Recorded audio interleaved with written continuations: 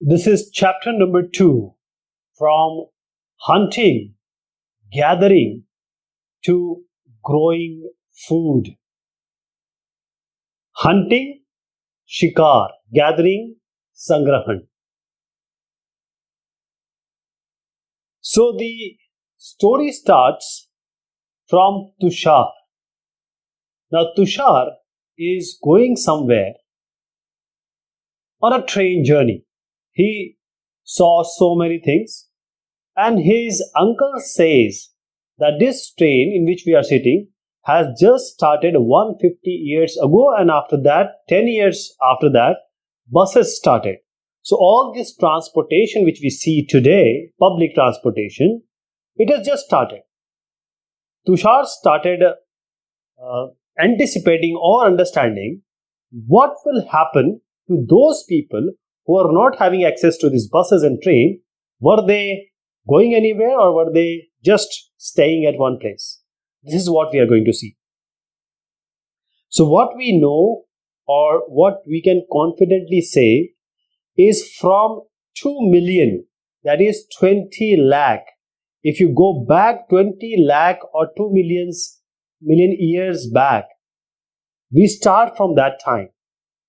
That is the confidence we have. People after that, what we know in between these years, they were hunter or gatherers. Hunter means people who hunt, who kill the wild animals to eat.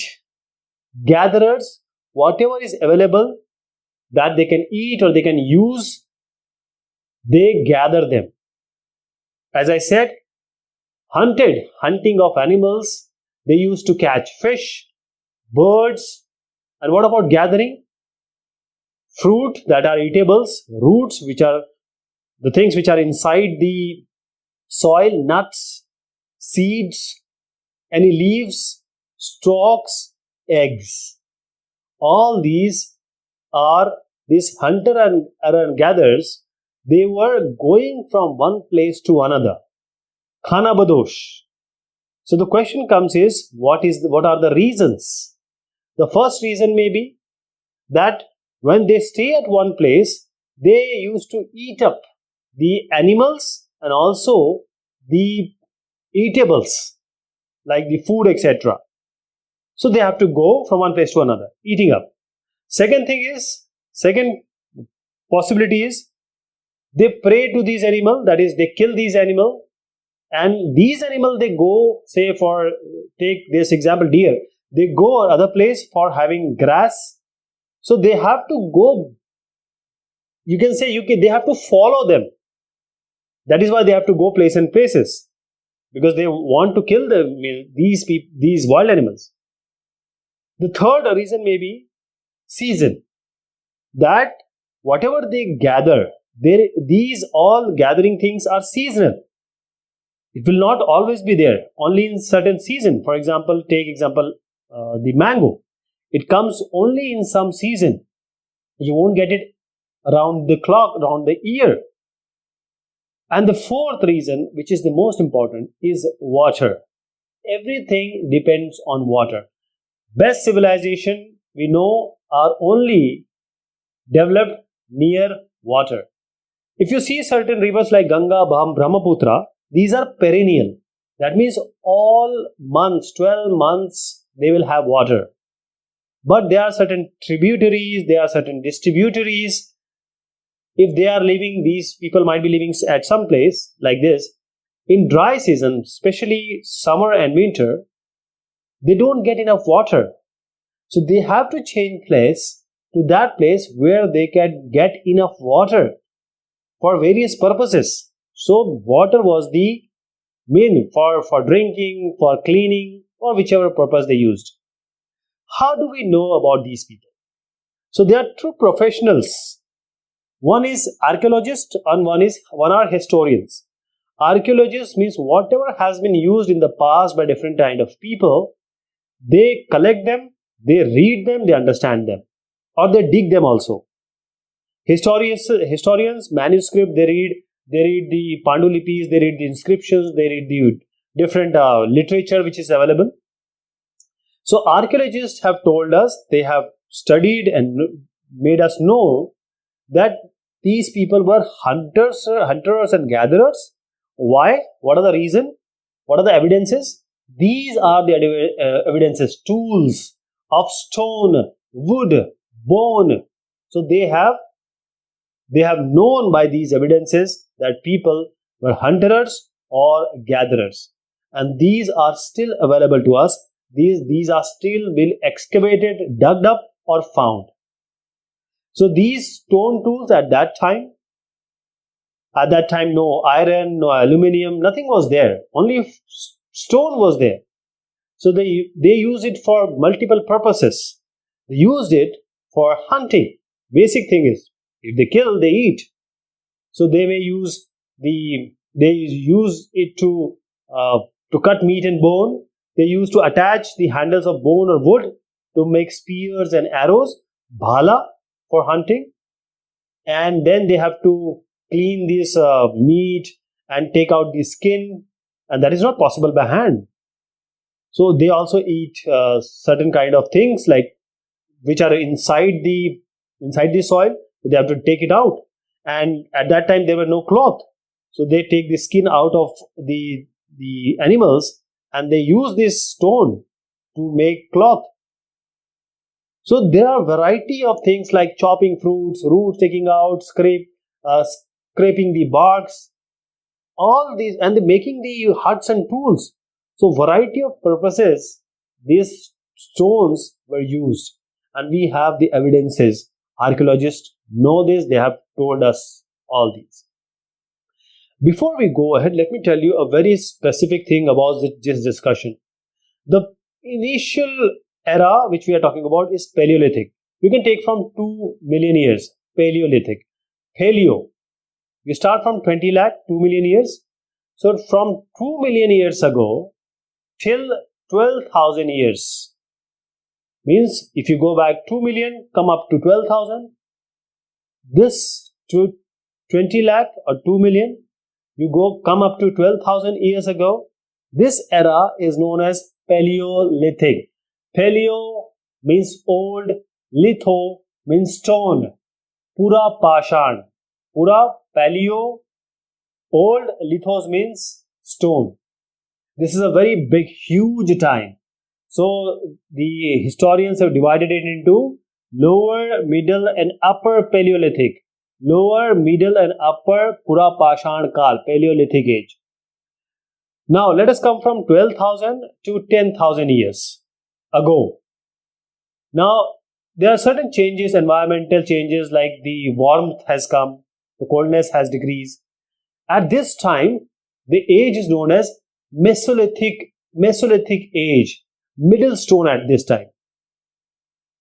Because the stone tools found during this period are tiny, very small, and that is called as microliths. Okay, so they just fit it in the bone or wood to make it as proper saw and sickle.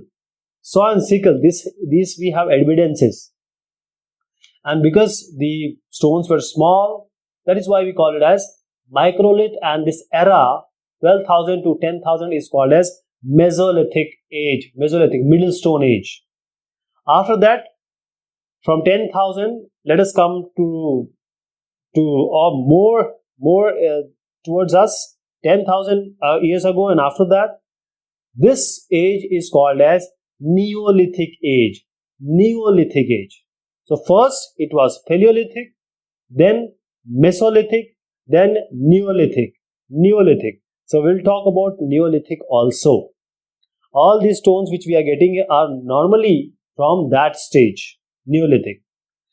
This is a place Bhimbetka in Madhya Pradesh. These are the caves being found, and there are proper drawings being made which are still intact.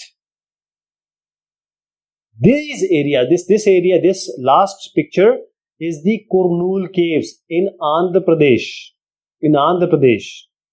Okay, these are called sites. Why we call it as sites or Purasthal?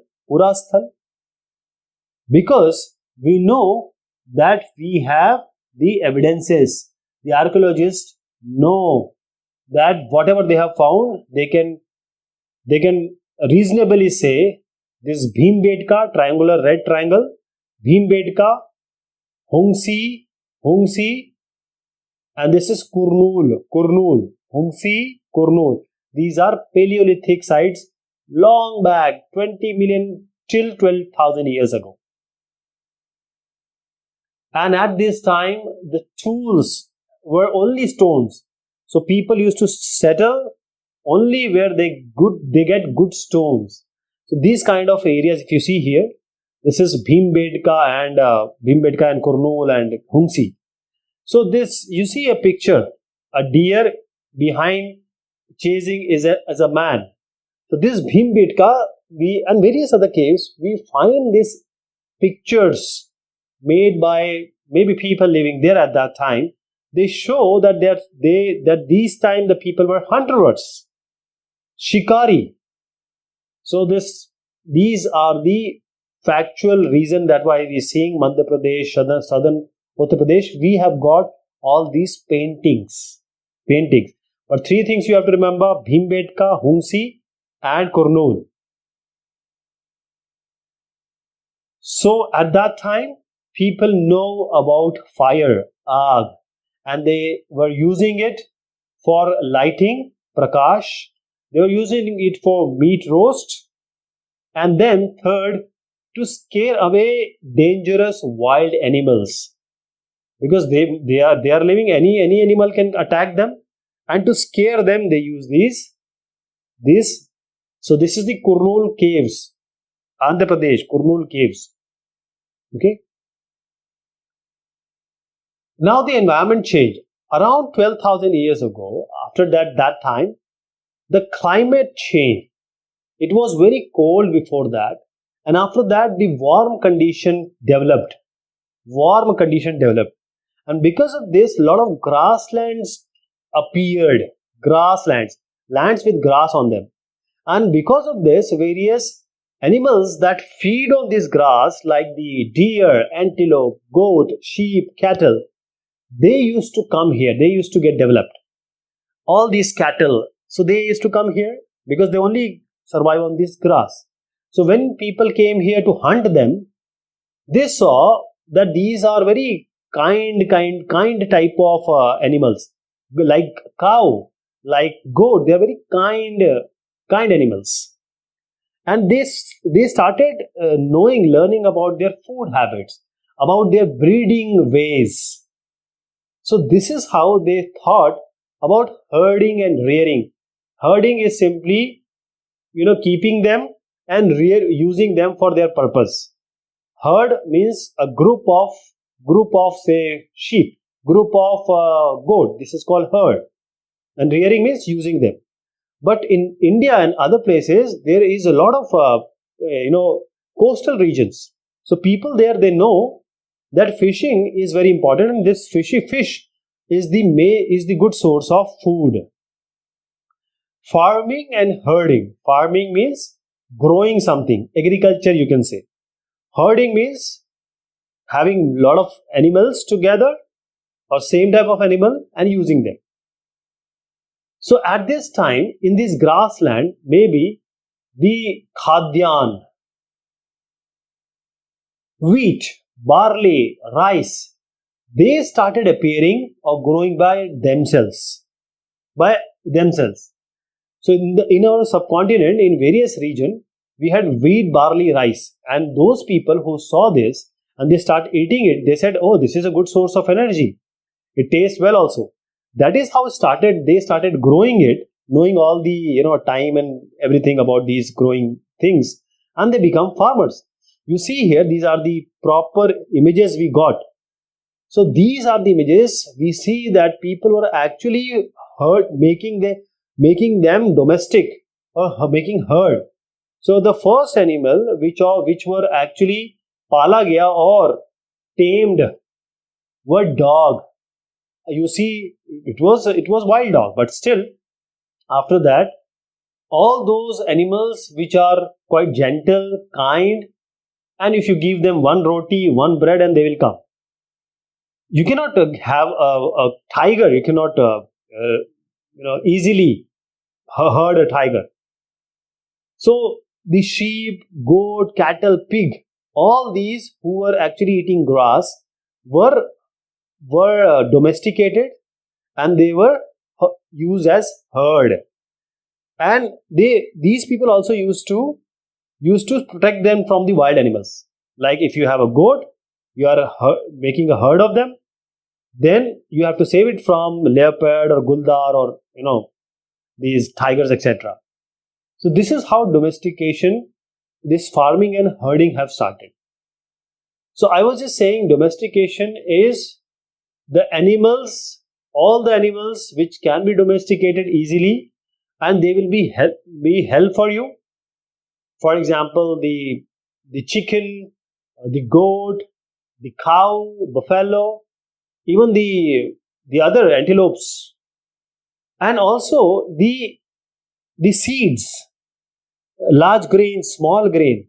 So they started growing them or farming, use them in farming to grow their own food. So this is called domestication, means making the wild things or using the wild, which is whatever is going in or happening in wild, making it as ours and using it for our purpose. So there was a new life. When they started farming, they start growing. Now when they plant a seed, it will grow, so it means they have to stay here for longer. They have to water these plants. They have to take out the weeds, and all the animals which come here to eat them, birds, they have to drive away. And so this till the time the crop is ready. So now the life has changed. So the Khana Badoshi, or moving from here and there, has changed. Now they started staying at one place for longer time. So this is how the grains were used as seed, as food, giving it to somebody else as gifts, and then storing it for later time. So that is how this food and seed, actually everything is seed only, food and seed, they started storing it also. So it can be long grain, it can be small grain, big grain, like wheat, barley is different, rice and this wheat is different. So they started storing it. So they were using, or they were making large clay pots. They also used to have baskets, wove bark baskets, and inside the ground they dug pits, and especially to live and also to keep different things stored. And they also started storing animals. Actually, animals are livestock. Means they are live, they have all the flesh in them. So when they are live, when they are living, they give you milk, and if you want to eat them, you can just kill them and eat them. So they used to use the domesticated animals for milk, for meat, for eating also, and also if you use this buffalo and cow, you can use it for farming also at that time. So I'll show you a map, and all these blue squares, these are farmers and herders site. Archaeologists have shown us that these are the farmers and herders sites. And we have example, that is evidence from plant and animal bones. So I'll just show you, then I'll come back to this. This is present day Kashmir, Burzahon, Mehergarh, Koldiwa, and Piyampalli, Hallur, Dauji hiding. So the grains which were burned, and we were able to know, all the scientists were able to know that how many it dates back, carbon dating, etc. It date back to what time? The remains of plants and animals, that is bones. So all these are the evidences that we know that these were farmers and herders. Let me take you again. You need to remember this. So all these farmers and herder places which we know now, these are Neolithic sites. Mehergarh, Burzahon, Koldiwa, Chirand, Mahagada, Daujali, Hading, Piyampalli, Hallur. These are the farmer and herder evidences we have known. So people were having a settled life because they started uh, farming and herding. So all these archaeologists have found is huts and houses. I'll give you an example of Burza home. To present day, it's in Kashmir. So if you see this picture, people used to build pit houses. That is, they dig inside the ground. They have proper steps which go inside the ground, and they started living here. And because most of the time in Kashmir it's cold, and cold is very harsh. So in order to save themselves from the cold, they used to live inside. So they may, in the summertime, they may cook outside, but most of the time storing, living is done inside in Burza home, present day Kashmir. So people build houses which were dug into the ground with steps leading into them. So there is a difference between Paleolithic and Neolithic. Whatever we have got is quite different from what we got in Paleolithic. So there are certain things we are getting now which are different from Paleolithic. These are Neolithic. So these mortars and pestles, this is called okhal and musal, means just to grind something. They have this mortars and the pestles. So these pestles, in the mortars we put some seeds or whatever, to make to grind wheat, say, and we use pestle to grind them. So these are all the, which I am showing you, these are all the examples. If you want to make say, grind something, so some tools were also made of bone also. And we have examples of earthen pots, like we have surahi right now. So they used to keep things here. So these pots, not only for storing, they were cooking food also, like rice, wheat and lentils. Lentils is dal, masoor, arhar, all these are lentils. So these were very important part of the diet. All these which I am showing you here, these are all what we have found out to store, to make food. Also, at that time they started, at Neolithic age, they started weaving clothes. So in many areas, it's not everywhere same thing were happening. Somewhere people were doing hunting and gathering, and somewhere people were doing farming and herding. That is, everyone was not farming and herding at the same time. That is, some people may be hunting and gathering at one time, and maybe farming and herding at another time. So there are different part of the world where different kind of things were happening. I'll take you to the Mehergarh area. This is right now. This is a very fertile plain near Bolan Pass, and it is a very important route to Iran. Let me tell you again. We are talking about Mehergarh, which is presently in Pakistan, and there is a pass from here, Bolan Pass, to Iran.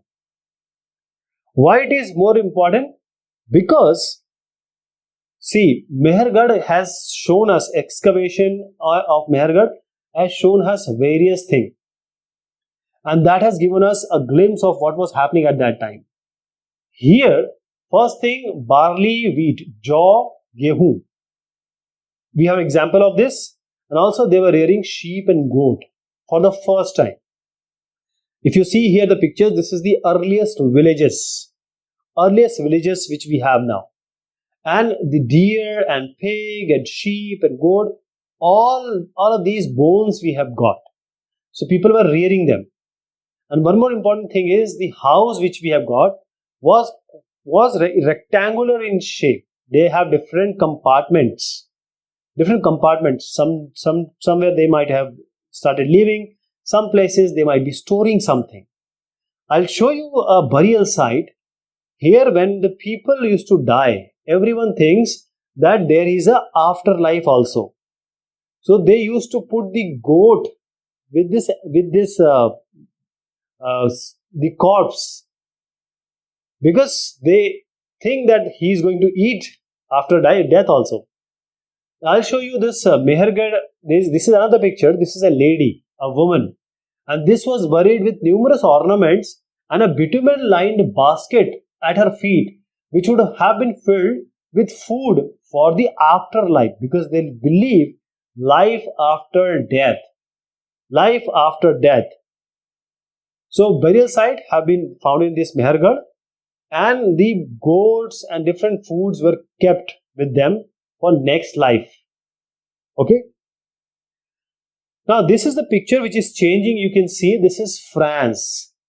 So we have got a Levoux area actually. So this area, 4 kids have found out this area. This is a cave, and this is around 20,000 to 10,000 years back. It dates to that year. And here we have got pictures of big bison, rhinoceros, reindeer, bear, and they use iron ore and charcoal to make this painting, maybe because of some ceremonial occasion, or they were going for hunting, some special rituals they might have done. So these are the actual paintings we have got. I'll tell you one more place. This is the Turkey. Turkey is the last country, if you see, in Europe, just above Africa. So here we have Neolithic site, and we have got certain things which they used to take from or bring from Syria, cowries from Red Sea, shells from Mediterranean Sea. All these evidences we have got. So we have the burial and also afterlife intizam. That is, all these things are given or put with the buried sites. So this is all about this topic. Thank you so much and take care of yourself.